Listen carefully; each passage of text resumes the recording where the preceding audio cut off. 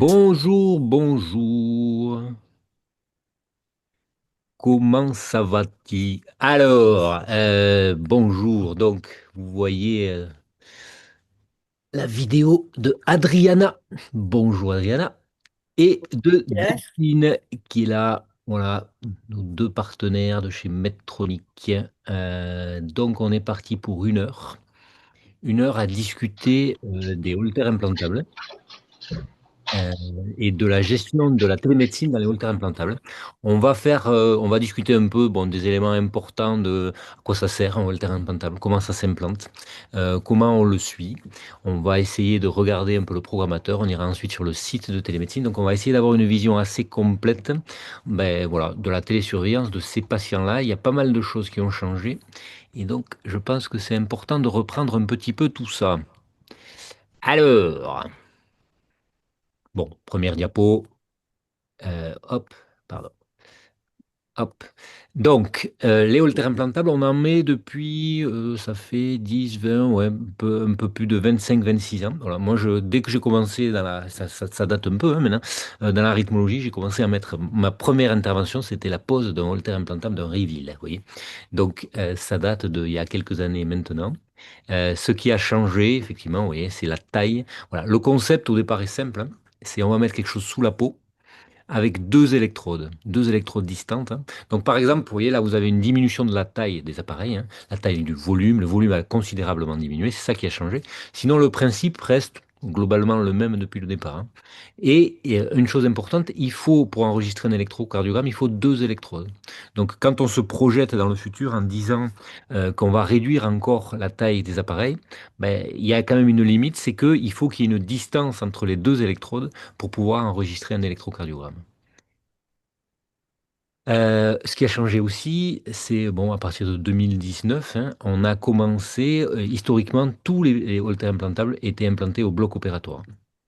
En gros, on considérait que le holter implantable ou la stimulation cardiaque, ça demandait exactement les mêmes précautions, donc la même structure, les mêmes notions d'asepsie, bon, ce qui est toujours vrai pour l'asepsie, mais en tout cas, voilà, un bloc opératoire, que ce soit pour la pose ou pour l'extraction. À partir de 2019, il y a eu des études qui ont montré que bon, c'était tout à fait possible de faire ça dans ce qu'on appelle un environnement léger, par exemple en consultation ou dans un lit d'hospitalisation, sans passer par le bloc opératoire. Ça, vous voyez, nous, on l'expérimente ça tous les jours, hein. Ça facilite quand même l'organisation et puis ça permet de libérer des plages pour les blocs opératoires. Donc, ce qui a changé aussi avec le temps, c'est l'implantation. On s'est aperçu que ce qui posait question au moment de l'implantation, vraiment, c'est pas un geste qui est, on va dire, difficile, ça s'apprend, hein, mais on va voir ça, ça s'apprend assez vite finalement, la pose. Ce qui peut poser des difficultés, c'est la taille de la loge. C'est-à-dire que vous allez inciser, vous allez mettre l'appareil sous la peau. En fonction de la taille de la loge,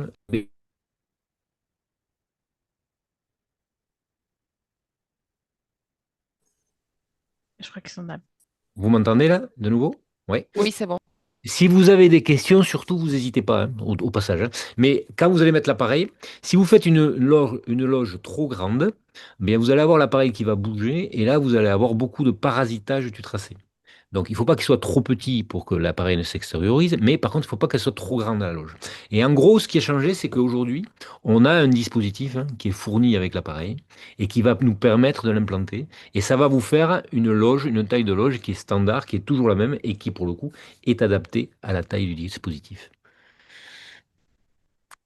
Ce qui a changé aussi, hein, voilà, c'est que bon, il y a quand même une évolution, on va dire, permanente au niveau de la recherche. Voilà, il y a plusieurs compétiteurs, il y a plusieurs marques.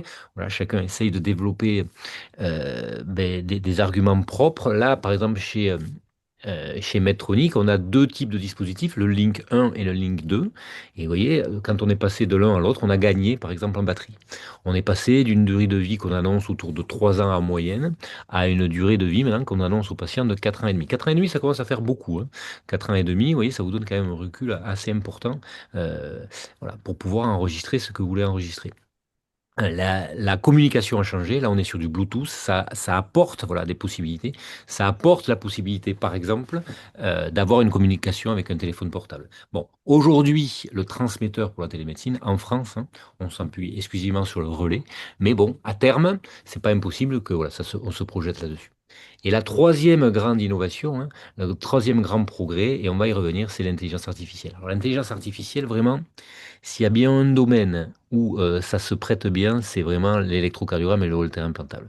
Je vais vous montrer, hein, une des questions principales dans le suivi, c'est comment on fait pour gérer un nombre croissant de patients implantés et qui, jusqu'à il n'y a pas très longtemps encore, envoyait énormément d'informations. Voilà.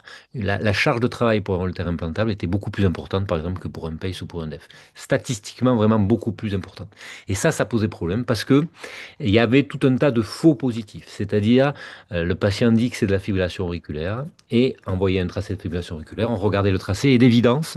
Et souvent, parfois, c'est compliqué l'interprétation des tracés, mais parfois c'est évident aussi. Voilà, il y a des fois des évidences, ça n'est pas de la fibrillation auriculaire, ce sont des extrasystoles.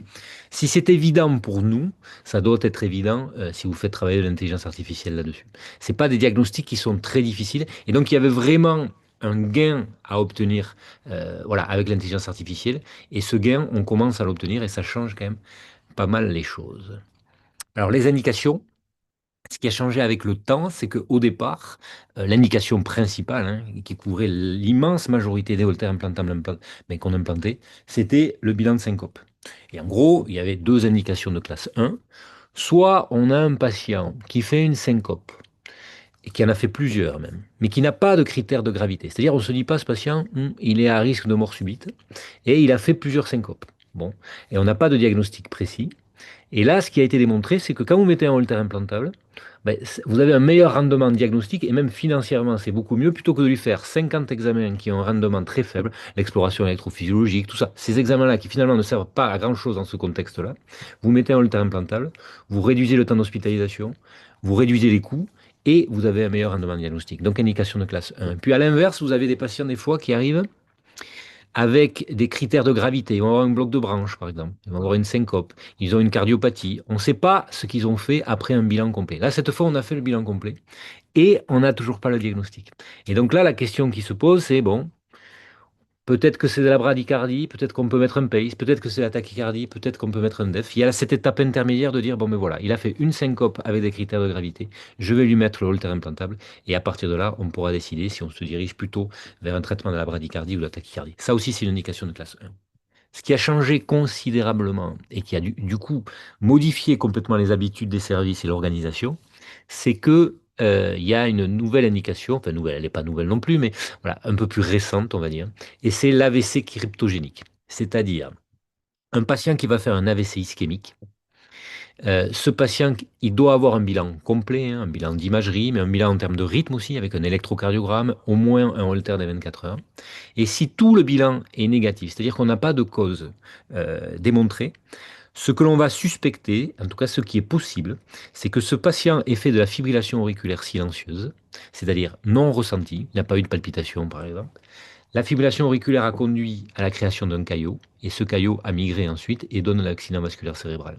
Et donc ça, c'est tout un nouveau champ, enfin pas si nouveau que ça une fois de plus, mais un nouveau champ quand même d'indication, c'est-à-dire ces patients avec AVC, recherche de fibrillation auriculaire. Et si on met en évidence une fibrillation auriculaire, on dit, voilà, on suppose que ce qui s'était passé la première fois, c'était déjà un épisode de fibrillation auriculaire qui a conduit à cet accident vasculaire cérébral.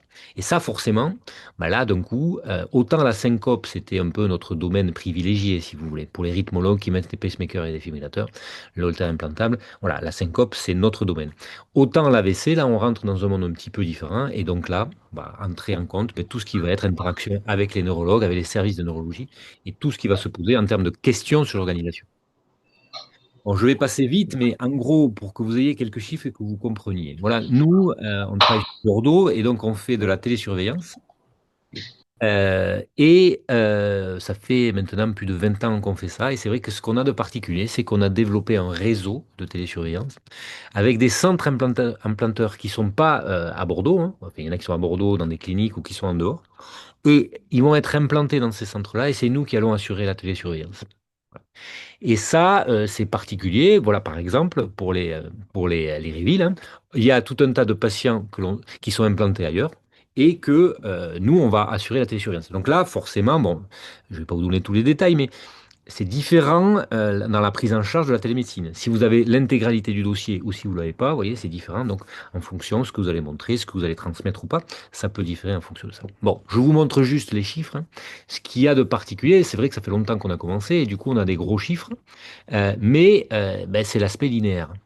Et ça, c'est le nombre de patients total. En vert, c'est les patients implantés à Bordeaux, au CHU. Et en violet, c'est les patients du réseau. Et donc, vous voyez, quel que soit ce que vous regardez, vous avez une augmentation linéaire. Ça, c'est très important parce que cette augmentation linéaire, elle nous permet de prédire d'une année à l'autre combien on aura de patients. Et comme cette progression, elle est linéaire depuis X années, quand on discute avec l'administration, c'est assez facile, finalement. Et aujourd'hui, on a de bons rapports à ce niveau-là, hein, parce qu'ils voient bien qu'on ne leur raconte pas n'importe quoi.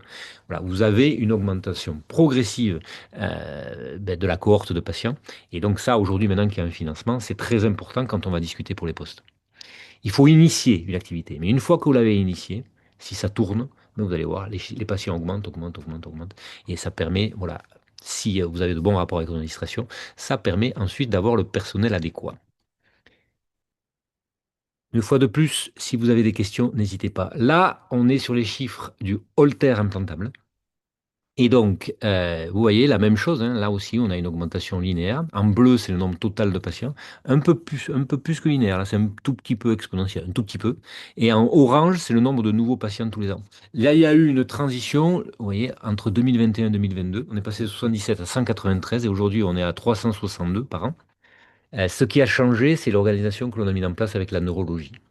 Sur Bordeaux, on a ouais, trois gros hôpitaux qui sont séparés, hein. Nous, on est à Pessac, qui a un hôpital en centre-ville, et c'est dans l'hôpital de centre-ville qu'il y a la neurologie. Et le fait de dire, bah, écoutez, on va aller en neurologie, on va monter quelque chose avec les équipes de neurologie, on va monter quelque chose aussi avec l'équipe de cardiologie qui est localisée à Pellegrin, on va travailler ensemble et on va développer. Et vous voyez que ça a changé. Voilà, nous, on met de plus en plus, on en met à peu près 4 par semaine, vous voyez, 4 par semaine dans le cadre d'AVC cryptogénique. Voilà, la proportion au départ, hein, c'était 95% dans le cadre de syncope. Aujourd'hui, on a dépassé largement les 50% en faveur de l'AVC cryptogénique. Voilà. On est plutôt sur du 70-30 sur l'AVC cryptogénique. La question qui s'est posée, vous voyez, là, c'est les deux courbes que je viens de vous montrer. Cette courbe-là, c'est le nombre des alertes, le nombre des alertes que l'on reçoit en télémédecine. Et vous voyez que ce qui est très très important, hein, c'est le fonctionnement de l'équipe. Nous, on a une équipe ben, d'arcs et d'infirmières qui sont là depuis très longtemps, qui connaissent ça parfaitement et qui font un gros boulot là-dessus, puisqu'elles vont filtrer jusqu'à aller autour de 95% de toutes les alertes qu'elles vont recevoir. Et ça, c'est sûr que voilà, ça va demander de la formation, ça va demander de l'expérience, mais quand ça c'est acquis, après ça facilite grandement le travail.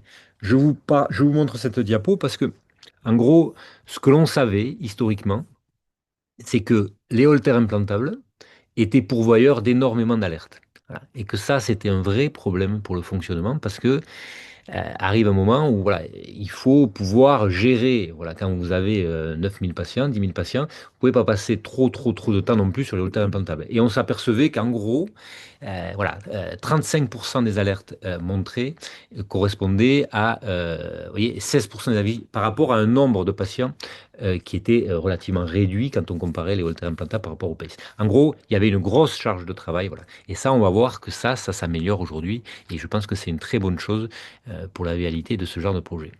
Alors, je vous ai expliqué que l'on avait augmenté, il y a une augmentation du nombre d'implantations, il y a une augmentation des indications. Une fois que, si vous avez des rapports normaux avec les services de neurologie, je ne sais pas si c'est le bon mot normal, mais en gros, vous allez voir qu'il y a quand même un nombre assez conséquent de patients.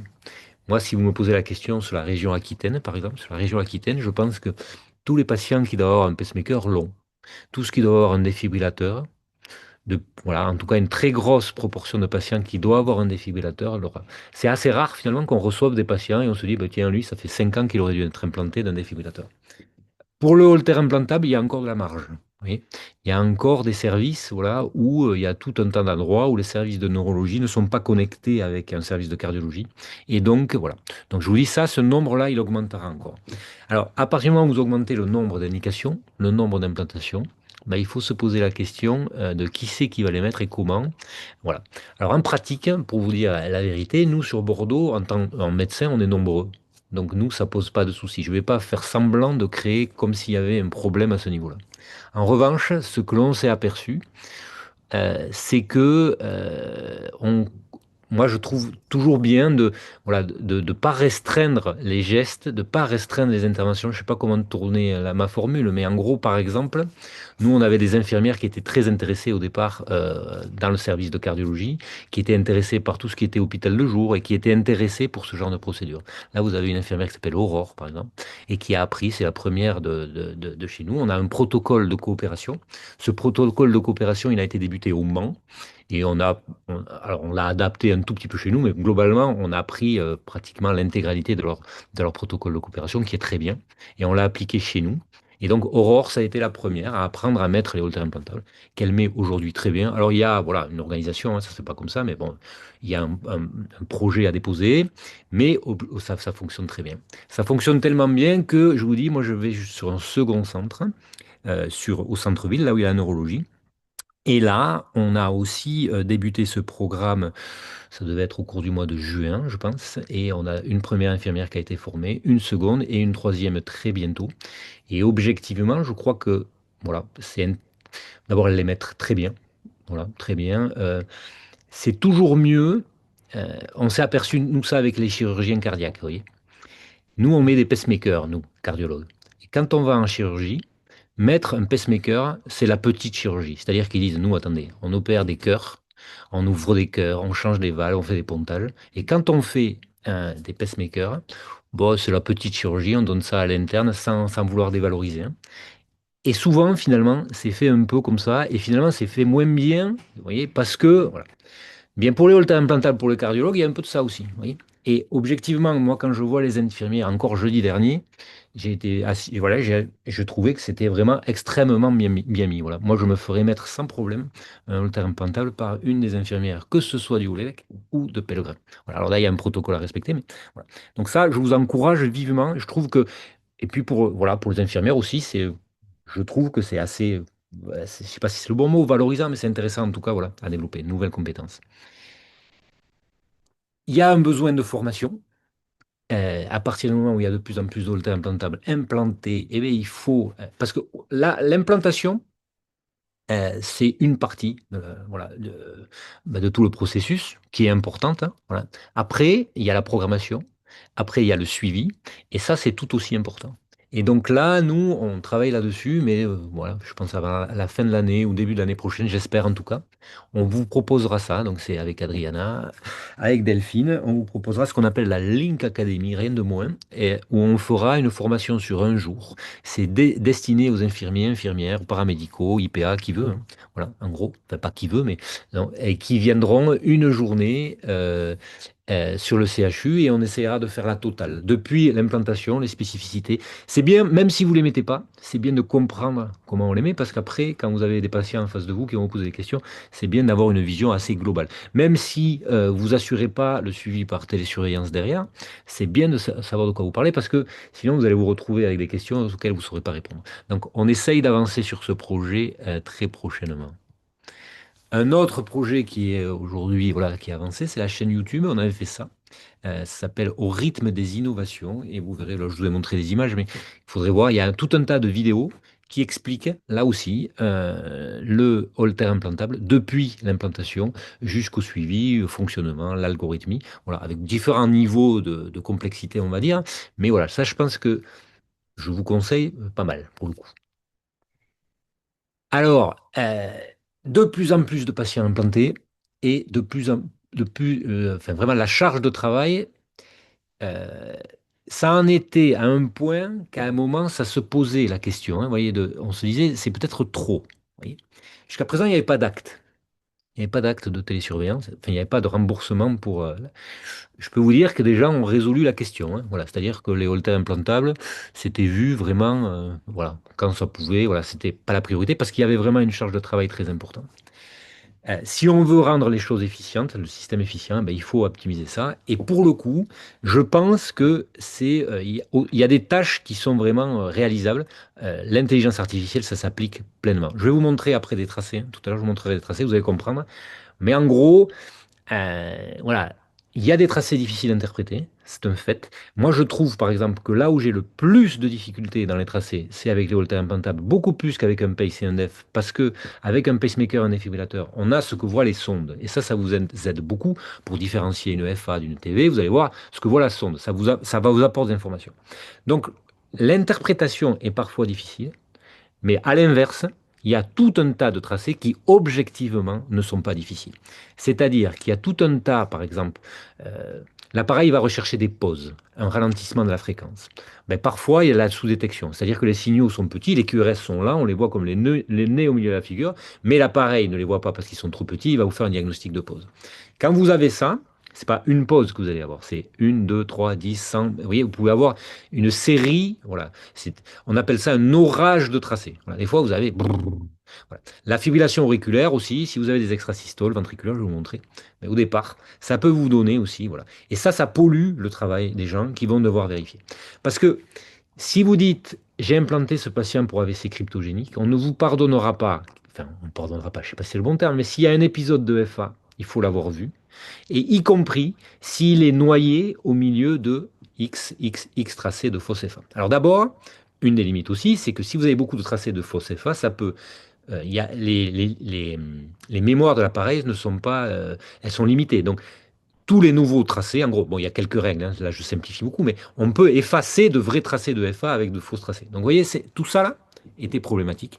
Aujourd'hui, il y a eu un travail dessus, et pour un certain nombre de choses, il reste encore des points dont on va discuter tout à l'heure, mais pour un certain nombre de choses, on a quand même eu des progrès très conséquents. Voilà, les faux positifs de FA, voilà, ça c'est les résultats avec l'intelligence artificielle, on a pu réduire considérablement. Pour les fausses pauses, par exemple, je vous dis, ça, objectivement, ça se voit comme le nez au milieu de la figure.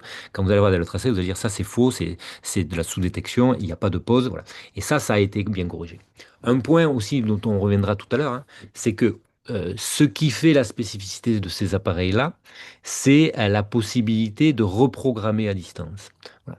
Donc, la charge de travail, quand vous avez des tracés, des faux tracés, vous pouvez modifier certains paramètres à distance sans faire revenir le patient.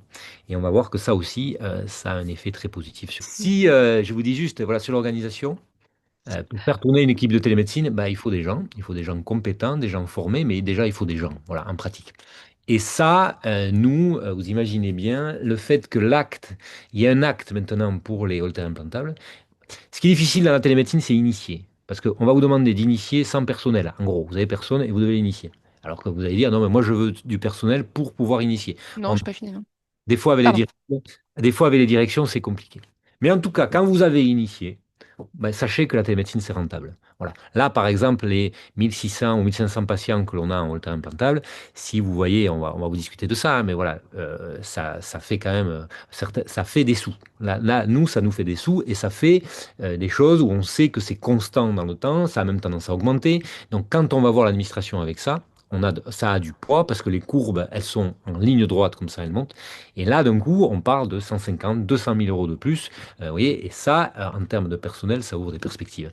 Donc, Mélanie, je t'écoute. Donc du coup au niveau du financement des haltères implantables, donc chez Medtronic, les Reveal, on peut les facturer à partir du 20 août 2025. Donc comme pour le PACE et pour le DEF, il y a un forfait opérateur qui est de 11 euros par mois, qui peut être facturable ou mensuellement ou par période de 6 mois. Donc on peut faire une facture tous les 6 mois pour ce forfait opérateur. Et il y a aussi donc un forfait technique. Je crois pas me tromper, qui est de 91 euros mensuels. Les filles, Delphine, si tu es là, si tu peux me confirmer, je crois que c'est 91 euros. Avec, Euh, avec la file d'active, donc ça change au fur et à mesure des 6 mois. d'accord, ok. Donc qui va changer au fur et à mesure de la file active, mais qui commence sur une base de 91 euros. Voilà. Donc tous les patients qui sont implantés d'un reveal maintenant peuvent être facturables. Donc s'ils ont été implantés avant le 20 août 2025, bon ben c'est facturable à partir du 20 août 2025. Et si les patients, enfin, en fait on peut pas antidater les ordonnances.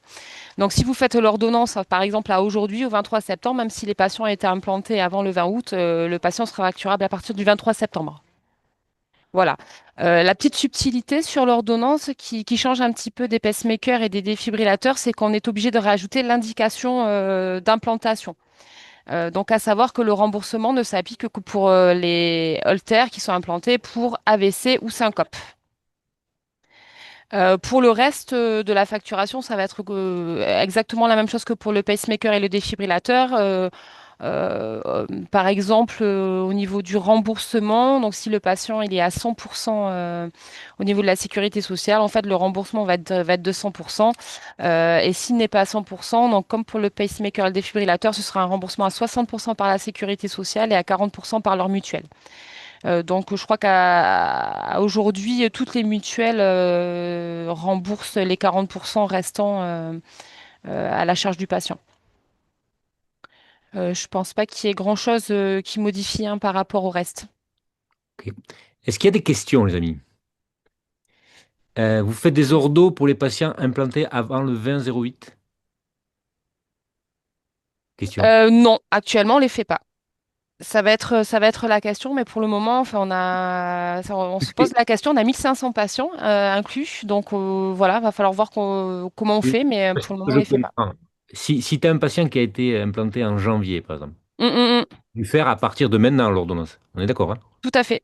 Pas que les nouveaux patients, hein, c'est les patients anciens, Oui, tout à fait. Les pas faire patients, l'ordonnance à partir de janvier dernier. Mais par contre, voilà, c'est ça l'idée, hein. Je c'est pense ça que l'idée. la question, on ne fait pas que les nouveaux patients, hein. On fait les Non, patients anciens, mais oui, à partir du jour où on délivre l'ordonnance. OK? exactement. Il y a une autre question qui, on nous a demandé aussi le numéro de série du reveal dessus, à la demande de Medtronic. Oui, dans l'idéal, si le centre peut rajouter le numéro de série du reveal, c'est idéal en termes de traçabilité de l'ordonnance pour le forfait technique, mais ce n'est pas obligatoire. Question, est-ce que vous confirmez que l'on peut facturer par semestre? Parce que Alors nous sur le forfait opérateur, donc ça c'est sûr, on peut facturer par semestre.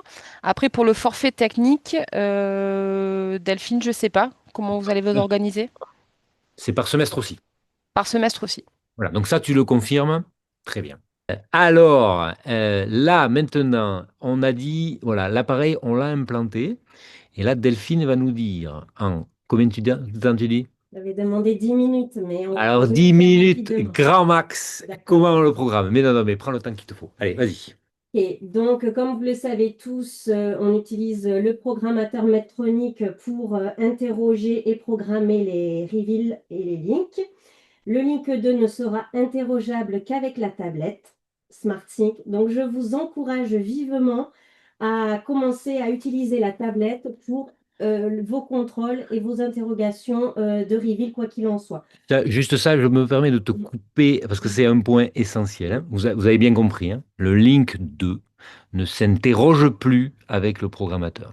Si vous l'interrogez avec un programmateur, il se met en De sécurité. mode sécurité pendant 24 heures. Voilà. Allez, de cet ordre-là, en tout cas. Donc, le link 2 ne s'interroge que avec la tablette. OK? Donc ça, voilà. Si un jour, moi, ça m'est arrivé une fois, donc je vous dis, si un jour, voilà, on vous dit, mais c'est curieux, je veux l'interroger avec le programmateur, ça n'est pas possible. Voilà. Après, quand vous l'avez fait une fois, vous avez compris et vous vous en souvenez. Mais en tout cas, voilà, c'est la tablette exclusivement. Exactement. Donc, nous vous encourageons à vous rapprocher de vos collègues Medtronic pour vraiment appréhender l'utilisation de la tablette sur du tout venant, Reveal Link 1 ou Link 2. Quand vous allez utiliser l'application Link dédiée sur la tablette, il se peut qu'apparaisse cet écran d'accueil, à savoir nom d'utilisateur et mot de passe. Cet écran d'accueil vous est demandé tous les 2 mois environ. À quoi ça sert? En fait, l'avantage de la tablette, c'est que vous pouvez, à l'implantation, saisir les informations dans le reveal et tout est automatiquement basculé sur le centre de télésuivi. Il n'y a pas besoin de refaire de saisie supplémentaire. Donc, la tablette a besoin de s'assurer tous les 2 mois qu'elle envoie bien votre patient sur le bon centre de suivi. Donc, au final, qu'est-ce qu'il faut rentrer sur nom d'utilisateur et mot de passe? Ce sont vos codes de télécardiologie qui sont dédiés à cela. C'est toujours les mêmes mots de passe qui vous demandent tous les 2 mois. Ensuite, lorsque vous arrivez sur votre application, vous avez trois petits onglets qui sont disponibles. Configurer patient, insérer le dispositif et vérifier le patient. J'ai l'onglet Configurer patient car j'ai dans les réglages de l'appareil activé cette fameuse synchronisation automatique entre ma tablette à l'implantation ou ma tablette en consultation et le centre de suivi. On peut le désactiver, le mettre sur off, et dans ces cas-là, il n'y a pas de transfert automatique des données. L'avantage d'avoir cette configuration d'activer, c'est que vous pouvez préparer vos patients le matin, par exemple. Si vous avez déjà la liste de vos patients qui sont convoqués l'après-midi, vous pouvez pré-remplir les informations clés et vous les enregistrez ici pour plus tard et aller les rechercher le moment opportun. Il vous le garde quelques jours. Les informations sont vraiment importantes. Prénom, nom de famille en majuscule, date de naissance, la ville, le code postal, l'adresse, vous avez l'habitude. Si vous êtes très pressé, vous mettez un petit X et puis vous le rentrez et le renseignerez un peu plus tard. Dans l'idée patient, si vous voulez, vous pouvez noter le numéro de sécurité sociale. C'est quelque chose qu'on utilise après par la suite. Donc, quand vous avez préparé vos patients, vous n'avez plus qu'à aller le chercher le moment opportun dans Insérer le dispositif. Donc, vous insérez le dispositif. Il vous demande la connexion avec la tête de télémétrie du SmartSync. Donc, j'ai cliqué une fois sur le bouton. Je patiente quelques secondes sans recliquer dessus. Voilà, je confirme. Et je suis prête. Voilà, donc, bon, je m'étais préparé un patient Link Medtronic. Je vais avancer quelqu'un. Voilà. Donc, tout ce que je m'étais préparé le matin même est disponible. Donc là, il me demande d'aller scanner le code barre de mon reveal. Donc, j'appuie sur scanner le code barre.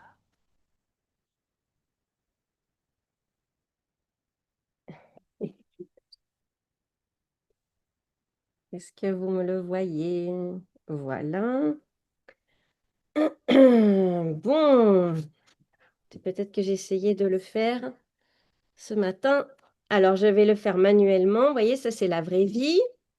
S'il ne veut pas le faire. Donc, RLA. Les lunettes. Les lunettes. 56 01 55G. OK, il me l'a pris. Donc là, maintenant, je vais essayer de scanner le moniteur de télécardiologie. Scanner le code barre. Je vais voir si j'ai plus de chance. Peut-être que je suis... Voilà, super. Si vous n'avez pas de moniteur de télécardiologie à remettre à ce moment-là, vous faites aucun équipement n'est actuellement sélectionné et vous continuez. Il va vous demander de revérifier les données démographiques du patient que vous avez saisi le matin même. Donc là, vous voyez, on a fait l'étape 1 d'appareillement, l'étape 2 des données démographiques. Continuez. Ce qui est très important et sans quoi vous ne pourrez pas aller plus loin, c'est la raison de la surveillance, syncope ou attaque cryptogénique. Il y a plusieurs indications de disponibles, une quinzaine. Voilà, de toute façon, le remboursement du dispositif implantable et le remboursement de la télécardiologie ne se font que sur ces 2 indications. Donc voilà, en tous les cas, quelle que soit la raison de la surveillance que vous allez noter, je vous encourage à choisir soit syncope, soit AVC cryptogénique. Attaque cryptogénique pour être précis. Centre de suivi, en fonction des numéros que vous avez rentrés lors de l'authentification, il vous propose différents centres de suivi. Le nom de votre médecin implanteur. Voilà. Bref.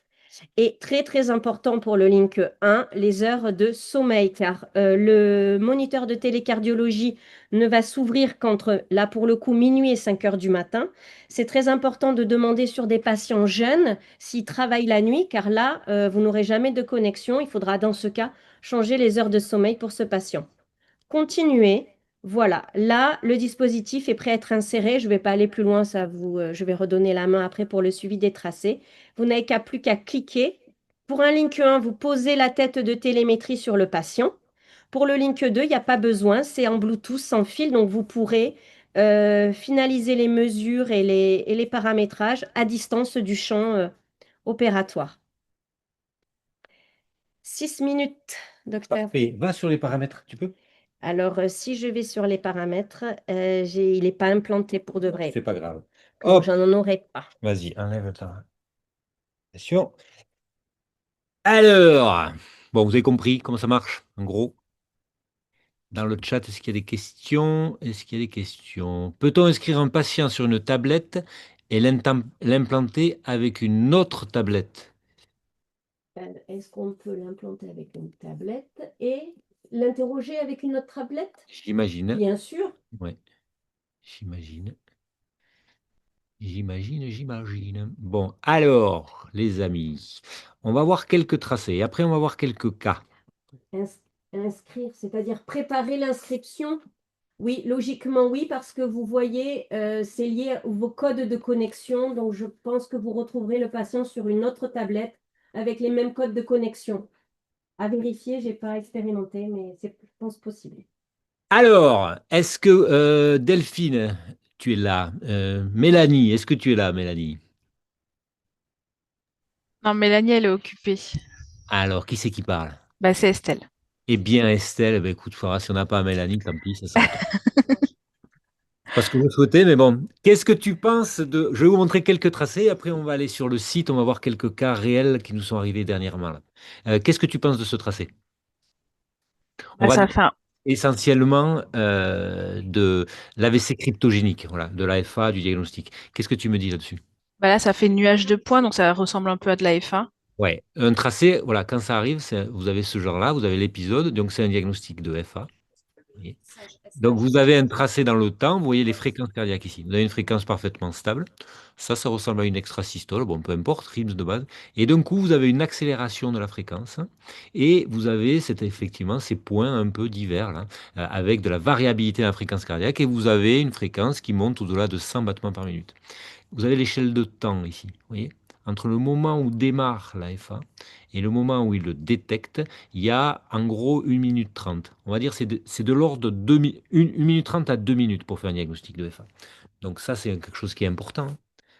Le diagnostic automatique de FA, vous ne ferez pas des diagnostics de 10 secondes, 20 secondes, 30 secondes. Il faut un minimum, voilà, d'irrégularité du rythme pour qu'il arrive au diagnostic. Quand on regarde le tracé, on a au départ un rythme sinusal. Tu es d'accord, Estelle? Oui. Ouais. Et qu'est-ce qui se passe d'un coup? Bah là, ça s'accélère et ça devient irrégulier. Voilà, on a les QRS qui sont les mêmes, hein. On a une tachycardie irrégulière à QRS fin. Quel est le diagnostic que tu suspectes? Estelle, Oui, pardon. qu'est-ce que tu suspectes comme diagnostic? Bah, de la F1. Voilà. C'est irrégulier, on voit pas spécialement. On a un tracé, tachycardie à QRS fin, très irrégulier. Diagnostic 5, là, on a le démarrage d'un épisode de FA. Alors, je vous montre ce tracé parce que là, c'est quel type de tracé là que l'on a? Vous voyez, c'est Un marqué. symptôme. Voilà, c'est un symptôme. Vous savez qu'un holter implantal, pour ceux qui ne sont pas, il y a deux types en gros d'enregistrement, hein. Il y a les enregistrements automatiques par la machine. Vous allez lui dire par exemple l'AFA. Eh bien, dès que tu vas diagnostiquer toi-même de l'AFA, tu vas l'enregistrer. Une pause, dès que l'appareil va diagnostiquer qu'il y a une pause, il va l'enregistrer. Une tachycardie, il va l'enregistrer en fonction de comment vous l'avez programmé.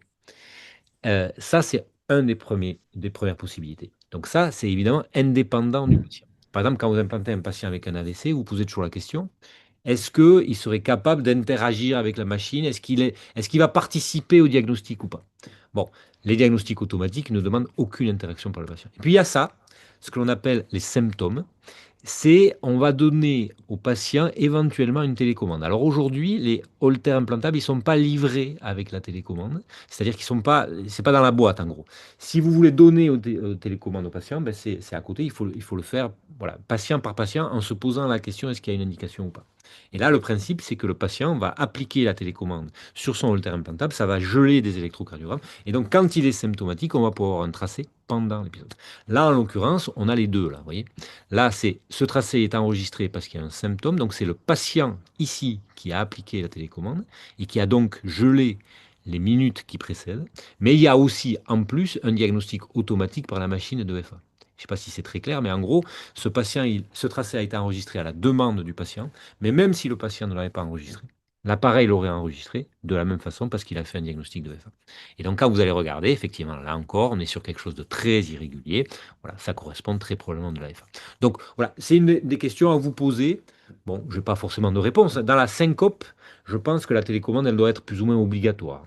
Parce que vraiment, si un patient syncope et que le tracé est normal pendant la syncope, eh bien, la machine ne l'enregistrera pas automatiquement. En revanche, si le patient syncope et que il déclenche et que le tracé est normal, vous aurez un diagnostic. Si évidemment il est anormal, s'il y a une bradycardie, une tachycardie, vous aurez aussi le diagnostic. Mais sachez que dans la syncope, un tracé normal, c'est un diagnostic. Alors on ne sait pas ce que vous avez, mais par contre on sait ce que vous n'avez pas. Si vous avez syncopé et que pendant la syncope, le tracé était normal, ben c'est par définition pas un problème de rythme cardiaque. Donc il faudra se poser la question, voilà, parce que par exemple dans l'AVC cryptogénique, bien, le plus souvent, il y a des épisodes de FA silencieuses, le patient ne le ressent pas et donc la télécommande a moins de sens. Voilà. On a plutôt tendance à laisser voilà, le diagnostic automatique de la machine. Alors après, il y a ce type de tracé-là, quoi. Voilà. Donc ça, c'est un link 1. Donc c'est épisode détecté, épisode de FA. Donc à chaque fois que vous avez l'intitulé, lui, il vous dit c'est de la FA. Et si vous regardez, qu'est-ce que tu en penses, Estelle? Qu'est-ce que tu penses de ce tracé? Euh, ouais, alors je pense que c'est plutôt des USV plutôt que de l'AF1. Bon, là, manifestement, hein, vous regardez, vous avez un tracé de très bonne qualité, PQRST, PQRST, extrasystole, PQRST, extrasystole. Et vous avez une extrasystole, c'est pas fixe, c'est pas du bigéminisme. Vous voyez, là, il y a deux battements normaux, une extra, un battement normal, une extra, un battement normal, une extra. Voilà, ça alterne, en gros. Vous avez des fois deux extras, c'est-à-dire un doublé. Et du coup, c'est un peu plus difficile pour lui de diagnostiquer. Je vous rappelle que il y a évidemment toute une algorithmie là-dessus qui se complexifie et c'est tant mieux. Mais au départ, le principe même, c'est le diagnostic de FA est basé sur les régularités. Voilà, en gros, c'est le gros paramètre. Bon, il y a d'autres algorithmes qui se surajoutent. Mais quand vous avez des extrasystoles comme ça, qui sont un peu désorganisés, c'est-à-dire une fois une, des fois deux, des fois tous les battements, des fois tous les deux battements, mais l'appareil peut avoir du mal à faire son diagnostic. Et c'est là où il y a eu un grand progrès. Là, je vous montre un tracé de Link 1, mais objectivement, les résultats, voilà. C'est pas difficile, entre guillemets. Quand je dis ça, bon. Mais ça, pour le machine learning, pour l'intelligence artificielle, ça peut être corrigé. Et donc, dans le Link 2, il y a de nouveaux algorithmes qui sont faits pour éviter ce diagnostic par la machine lui-même, par le Holter implantable. Mais ensuite, ce que vous devez savoir, c'est qu'une fois que l'appareil a enregistré, il va y avoir un filtre par l'intelligence artificielle qui n'est pas fait par la machine, mais qui est fait offline, si vous voulez, et qui va pouvoir permettre d'éliminer ça. Et objectivement, sur les lignes 2, il y a quand même manifestement un progrès notable avec une diminution. Voilà. Ça va vous polluer, ça va vous prendre du temps en fait, hein. Des faux diagnostics de FA, vous allez en avoir un, deux, trois, parce que si vous avez des extrasystoles, peut-être que vous en aurez 10, 100, 1000, et que ça va prendre beaucoup de temps finalement pour un rendement très faible. Ça, on peut s'attendre vraiment à une amélioration par l'intelligence artificielle. Voilà un autre épisode de FA. Ça, c'est un patient assez jeune. Et vous voyez, on voit bien les ondes de P. Alors, la qualité des tracés est des fois pas parfaite, mais là, on voit bien les ondes de P. Ce qu'il a, c'est une variabilité sinusale. Les patients jeunes, quand ils inspirent et ils expirent, ils vont se ralentir, s'accélérer, ça ralentir, s'accélérer. Ça va vous donner des variations de fréquence assez mais permanentes, en fait. Tant que le patient respire, ce qui est une bonne chose, je pense, de respirer. Et donc, vous allez avoir beaucoup de faux diagnostics de FA. Ça aussi, ça a été considérablement amélioré sur les nouvelles plateformes, avec principalement l'idée d'aller rechercher l'existence des ondes de P. Jusqu'à présent, enfin, ça fait un certain temps maintenant, mais au départ, le concept même de diagnostic de FA était basé exclusivement sur les ventricules.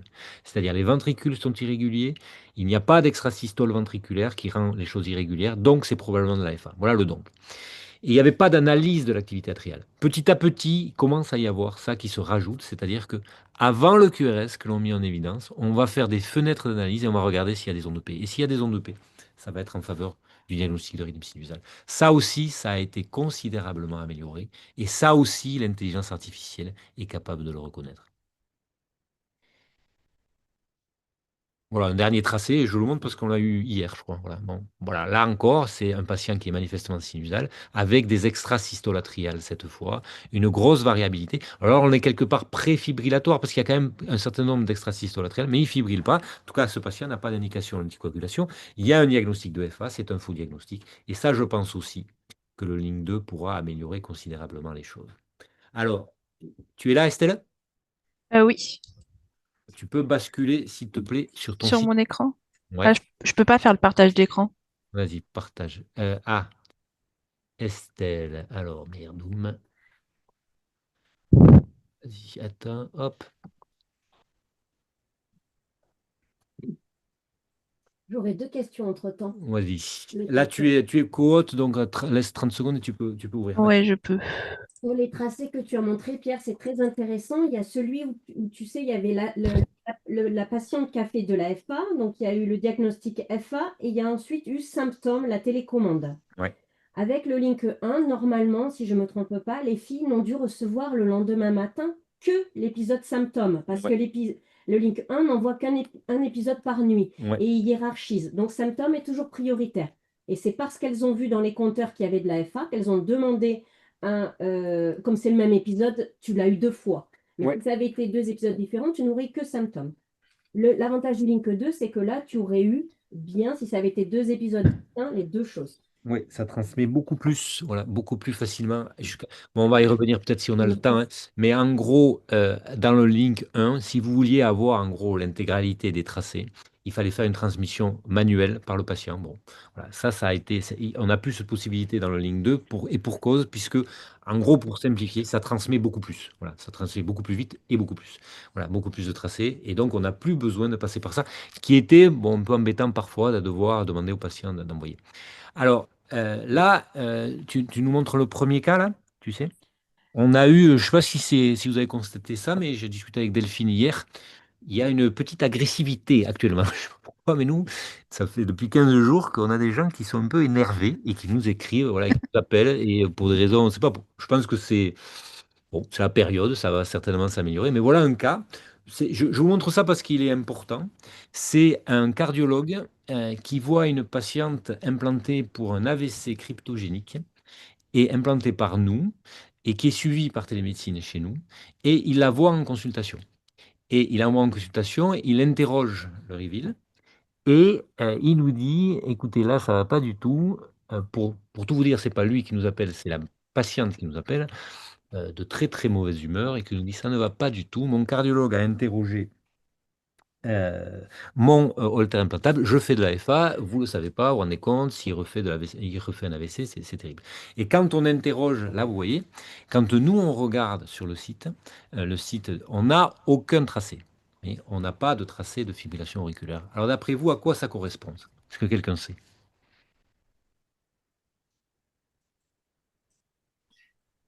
Je vais récupérer la main juste, tu vois. En gros, il n'y avait rien sur ça. Est-ce que vous savez à quoi ça peut correspondre? Non? Bon, en gros, aujourd'hui, ce que je vous ai dit, c'est que l'appareil, il y a eu un progrès sensible au niveau de l'algorithmie, hein.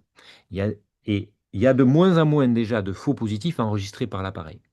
Mais une fois que l'appareil a enregistré, quand il va transmettre, si vous voulez, il va y avoir un filtre supplémentaire qui est en dehors de l'appareil et qui est donc un filtre par l'intelligence artificielle et qui va dire l'appareil a enregistré, a fait un diagnostic de FA et moi, je ne vais pas le mettre sur le site parce qu'on va le filtrer, parce qu'on considère que ça n'est pas vraiment de la FA, que c'est un faux positif. L'idée étant de dire on va réduire au maximum la quantité de travail des gens qui sont en charge du TCE. Mais parfois, ça peut créer ce genre de problème. C'est-à-dire que le cardiologue reçoit un tracé, il y a marqué FA, et nous, on ne l'a pas reçu. Donc, il me dit, en gros, on s'est fait engueuler, mais on a essayé de lui expliquer, mais attendez, euh, nous, on n'y est pour rien, on ne l'a pas reçu. Bon, dans les cas comme ça, vous pouvez demander, en l'occurrence à Medtronic, et vous allez recevoir le tracé. Le tracé, on l'a reçu, et bon, je vous le montre pour l'anecdote. Il se trouve que quand vous faites de la télémédecine, euh, c'est un sujet où vous pouvez vous tromper, hein. Voilà, il ne faut pas se la raconter, il ne faut pas expliquer qu'on a toujours raison. Il peut y avoir des tracés qui partent. Moi, c'est moi qui relis, par exemple, aujourd'hui les tracés de Holter implantable. Et autant, vous voyez, pour les PACE et pour les DEF, les politiques, elles sont simples. Voilà, quand la sonde elle est cassée, le patient y vient. Quand il y a une augmentation de seuil, on augmente l'amplitude. Voilà, je ne vous dis pas que c'est toujours simple, mais le plus souvent, c'est simple. Autant pour les Holter implantables, c'est compliqué. D'abord parce qu'il y a des tracés qui sont difficiles à interpréter. Et après, parce que, voilà, qu'est-ce qu'on va faire? Le patient, il fait de la FA de 1 minute, voilà, par exemple. 3 minutes, 5 minutes. À quel moment j'informe le cardiologue? Sachant que les seuils voilà, il y a des cardiologues qui vous disent, mais moi, ça ne m'intéresse pas du tout de savoir qu'il fait 1 minute de FA. Puis il y en a d'autres qui vont vous dire, attendez, il a fait 1 minute de FA, je ne suis pas au courant, qu'est-ce que c'est que ce scandale? Voilà. Bon, là, en l'occurrence, on a regardé le tracé, et quand vous regardez le tracé, ben, c'est un faux diagnostic de FA. Donc là, l'intelligence artificielle a eu raison, c'est-à-dire a filtré le tracé. Voilà. C'est un patient avec des extrasystoles. Bon, je vais passer sur les détails, mais en gros, en l'occurrence, je ne vous le montre pas parce qu'on a raison, hein, mais c'est pour que vous compreniez voilà, le truc. Et que, bon, voilà, quand vous travaillez en réseau, je pense que c'est important de notre côté et de leur côté de bien se tenir aussi. Vous voyez, je dis ça, je le lui dirai la prochaine fois que je le rencontrerai très sympathiquement, mais c'est important quand même parce que la patiente, quand elle nous appelle, elle n'est pas contente. Elle n'est pas contente du tout. Son patient a fait son mari a fait un AVC déjà. Autant vous dire que parfois ça laisse des traces et que vous voyez, c'est des sujets qui sont bien tendus et voilà. Donc il faut faire attention aux termes que l'on emploie. Voilà. En l'occurrence là, ça n'était pas vraiment de l'AFA, mais bon, ça aurait pu en être, hein. Voilà. Là, voilà, à partir du moment où vous partez sur ce système et vous dites, il y aura une intelligence artificielle qui va filtrer. On attend évidemment que les résultats soient au plus près possible de la perfection, mais la perfection est impossible. Et donc il y aura des cas. Voilà. Et sachez que vous pouvez ne pas avoir le tracé et qu'il soit sur le programmateur. Auquel cas, vous pouvez demander, et on vous l'enverra. Mais, enfin, la Medtronic vous l'enverra. Mais c'est quelque chose qui est tout à fait possible parce qu'à partir du moment où c'est filtré, voilà. Et que c'est pas parce que l'appareil dit que c'est dans l'AFA que ça en est non plus, hein. Voilà. Bien. Tu peux, tu peux reprendre, tu peux reprendre la main. Attends, je vais. Voilà. Tu montres les autres Ouais. cas. Vas-y. Celui de ce matin, c'est ça? Oui. Donc là, c'est un patient à Link 2, implanté pour AVC. Ouais. Et on a dans les mémoires énormément de TA. Voilà. Alors ça, c'est une des questions. Voilà, c'est pour ça que je vais te demander de me montrer la programmation tout à l'heure. Un patient qui fait un AVC cryptogénique, on sait que qui peut créer des problèmes de thrombus, c'est l'AFA, mais c'est aussi la tachycardie atriale. L'AFA, c'est un diagnostic entre guillemets, c'est pas facile, mais bon, voilà, c'est basé sur l'irrégularité du rythme et une irrégularité irrégulière. C'est-à-dire que ce n'est pas une irrégularité régulière, par exemple des extrasystoles qui reviennent tout le temps. Donc l'appareil s'en sort comme ça et ça a progressé. L'intelligence artificielle a beaucoup progressé là-dessus aussi.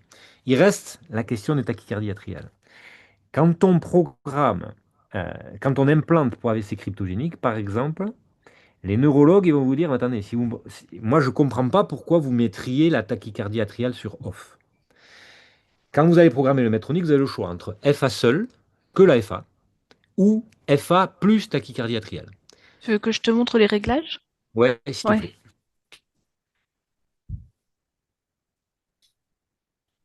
Bah là, en l'occurrence. Vous voyez, bon, alors là, j'ai pas mes lunettes, j'y vois rien. Mais en gros, hop, j'ai des superbes lunettes du relais H. Ne soyez pas impressionnés. Voilà, là, vous avez TA et FA. Donc, vous avez la possibilité de programmer ça. Donc là, déjà, un premier point. Ça, avantage formidable de pouvoir le faire à distance. Le Holter implantable, il n'y a pas de question de vie ou de mort. C'est-à-dire que à la différence d'un pace, si je reprogramme un pace à distance, attention si je me fais hacker ou ce genre de choses-là. Dans un holter implantable, c'est complètement différent. La possibilité aujourd'hui de reprogrammer à distance, par exemple, ça va être important. Parce que on peut modifier ce genre de choses-là. Mais en gros, vous allez choisir entre FA seul ou TAFA. Si tu reviens sur l'épisode, s'il te plaît, Donc, remontre-moi les tachycardies atriales, les épisodes. Ça met un peu de temps. On en est, c'est combien l'épisode? 3094. Quand je vous dis, voilà, ça c'est le cas de ce matin, hein, donc c'est pas un truc. Voilà. 3094. Voilà, il y a eu 3094 épisodes de tachycardie atriale. Si tu vas sur le tracé, s'il te plaît.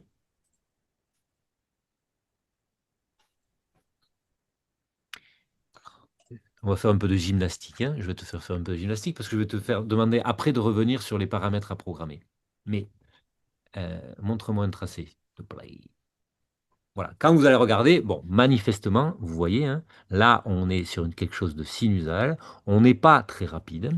Voilà. On est sur un rythme sinusal, mais la tachycardie atriale, pour lui, le diagnostic, il est basé exclusivement, en gros, sur la régularité de la fréquence. Et donc, dès que vous allez dépasser une certaine fréquence et que ça va se maintenir à cette fréquence, avec une régularité dans la fréquence et dans le rythme, ben, vous allez avoir un gros risque de surdiagnostic de tachycardie atriale. Donc, par exemple, un patient qui est jeune, ben, la tachycardie atriale, vous risquez d'en avoir énormément dans la mémoire. Donc, de cet ordre-là. Si tu revas sur les paramètres, s'il te plaît. Tu vas pouvoir régler, excusez-moi là, j'y vois rien, mais sur la tachycardie atriale, tu vas pouvoir programmer la fréquence. Ça, je vous le montre parce que Oui, ici. vous voyez, c'est 67 ou 100 battements par minute. Ok. Donc déjà, si vous mettez la tachycardie atriale, mettez au moins 100. Parce que si vous mettez 67, dès que vous allez avoir un rythme qui va dépasser 67, qui va être régulier et qui va rester stable en fréquence, vous allez avoir des faux diagnostics. Mais soit on veut les enregistrer, soit non, hein. Mais la tachycardie atriale, ça peut être effectivement des fois assez lent. Bon, je pense que c'est licite de programmer ça. Si au niveau de vous avez des problèmes avec, vous avez de multiples épisodes avec une fréquence à 100 par minute, nous, ce que l'on fait, c'est que l'on déprogramme la tachycardie atriale, tu mets FA seul, et tu vas aller te programmer tachy. La tachy, c'est pas fait du tout au départ pour la FA ou la tachycardie atriale, c'est quelque chose pour enregistrer les épisodes de tachycardie quand tu syncopes. Mais là, tu vas pouvoir régler la fréquence de ta tachy. Et là, tu vas pouvoir dire, mais voilà, si ma fréquence, elle dépasse tant, sur X battements, en gros, voilà, vous avez 16 battements, mais vous allez pouvoir vous dire, par exemple, voilà, si au-dessus de 100, vous avez des centaines et des centaines d'épisodes, bon, vous allez le mettre sur off, et vous pouvez programmer ça. Vous allez programmer Taki, et vous allez dire, par exemple, bah, je sais pas, on va se mettre à 176, par exemple, au bout de X battements, voilà, ce que vous allez vouloir, si tu appuies sur 16 battements, s'il te plaît, voilà, vous allez mettre un nombre important de patients, parce que ce que vous voulez pas, c'est enregistrer une tachycardie atriale de quelques battements. Si vous voulez l'anticoaguler le patient, par exemple, il faut que ça dure suffisamment. Donc, vous pouvez mettre, par exemple, ce genre de programmation, 48 battements. Si tu nous montres le troisième tracé, là, tu sais que je t'avais dit? Le troisième tracé? Ouais, le troisième patient. Celui de Taki. Voilà. Ok. Je vous montre, hein, mais un peu brièvement. Mais en gros, ça, je vous l'explique parce que autant l'intelligence artificielle a vraiment beaucoup progressé sur la F1 et a diminué considérablement, autant la tachyartériale reste un problème. Parce que c'est pour l'instant pas traité, parce que c'est difficile à le régler. Et donc, deux possibilités. Soit on dit simple, j'annule et je n'enregistre pas les tachyartériales, mais vous perdez quand même une capacité diagnostique importante pour un patient qui a fait un AVC cryptogénique. Soit vous faites l'option que je vous dis, et si tu nous montres le tracé, s'il te plaît. Ouais. Voilà, vous avez ça. Là, par exemple, ça, bon, là, c'est court, hein, mais voilà, on a mis tachy, et là, c'est un épisode de tachycardie atriale. Alors, c'est suffisamment court, trop court pour qu'on l'anticoagule, mais c'est une façon d'enregistrer des épisodes de tachycardie atriale un peu plus rapide que les 100 battements par minute qui nous posent problème. Et donc, on garde cette capacité de diagnostic de tachycardie atriale, mais sans avoir la surcharge que l'on avait. Ça, je pense que c'est un point important quand vous parlez de l'AVC cryptogénique. Est-ce que oui ou non, vous programmez la tachycardie atriale? Ça va changer considérablement la charge de travail. Moi, quand on en parlait avec les gens qui s'occupent de la télémédecine, ils me disaient, là, on est noyé, en fait. Voilà, c'est un déluge, c'est ça le terme, un déluge de tracés. Donc, vous pouvez éviter ça en programmant comme ça. Voilà, les amis, il est l'heure. Est-ce que vous avez des questions? Donc, solution, alors je repars sur le chat. Même cas ce matin, 3800 événements de TA avec comptage max atteint, link 1. Donc, solution TA sur off. C'est sûr que 3800, en plus vous allez surcharger les mémoires, c'est embêtant parce que vous pouvez perdre des épisodes de FA, peu importe. Donc, effectivement, effectivement, là, 3800, c'est pas possible, pas gérable. Donc, déjà, si vous êtes à 67, vous passez à 100.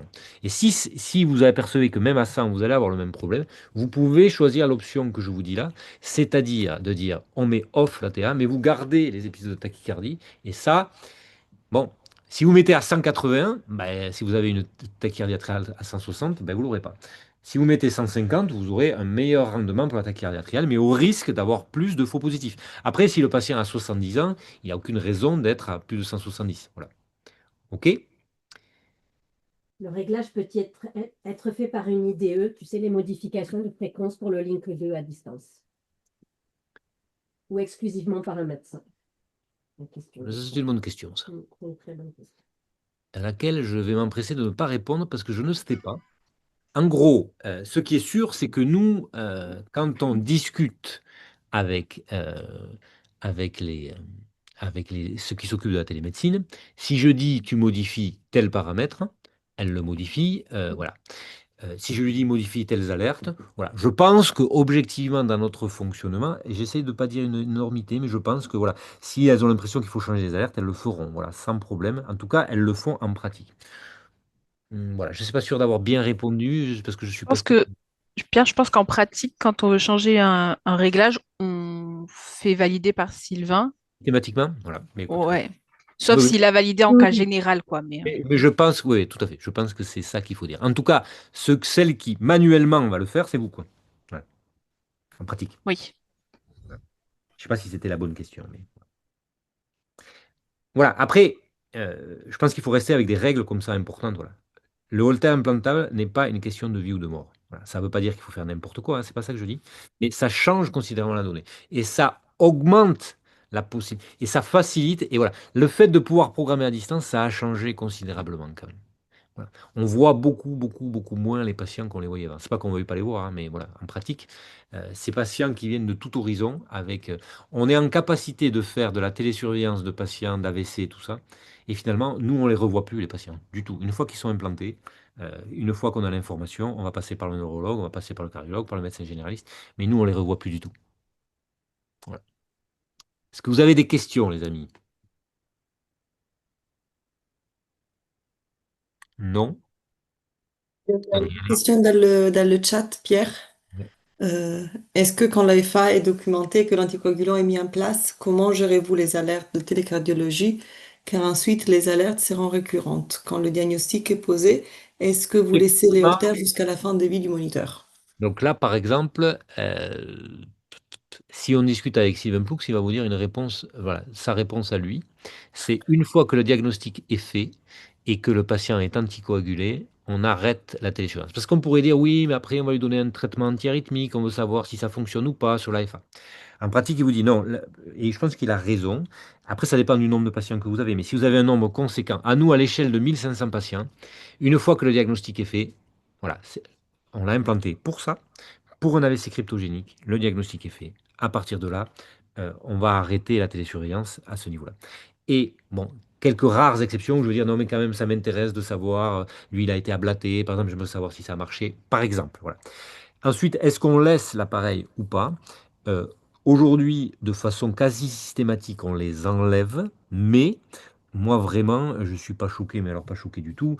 Un patient qui est âgé et qui le supporte très bien, je vais me poser la question de la nécessité de l'extraire, quoi. Alors après, quand il est à l'hôpital, voilà. Mais à distance, si on se dit, bon, ce patient, bon, c'est pas parce que vous êtes en EHPAD qu'il ne faut pas vous traiter, c'est pas ça que je dis, hein, mais en l'occurrence, bon, voilà, moi, ça ne me gêne pas du tout de laisser un Holter implantable.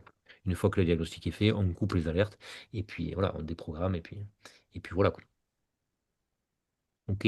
On en a laissé un certain nombre en place, en gros. Voilà. Pas d'autres questions? Adriana, quelque chose à rajouter? Non, c'était parfait, c'était fluide, c'était clair. Oui. Bon, eh bien, écoutez, les amis, je vous souhaite une bonne journée. Merci, vous avez été très nombreux à vous connecter. Merci beaucoup. Il y aura un rond. Merci à tous et toutes. Je pense qu'on fera la télésurveillance des pacemakers et on essayera de voir aussi un peu comment fonctionne un pacemaker en même temps. Là, on a essayé de discuter de la télésurveillance, des aspects pratiques, mais on a discuté aussi du fonctionnement. Je pense que c'est important de faire les deux en même temps. Et donc, on fera ça la prochaine fois. Voilà, les amis. Merci. Bonne journée à tous. Merci beaucoup, Pierre. Merci. Au revoir.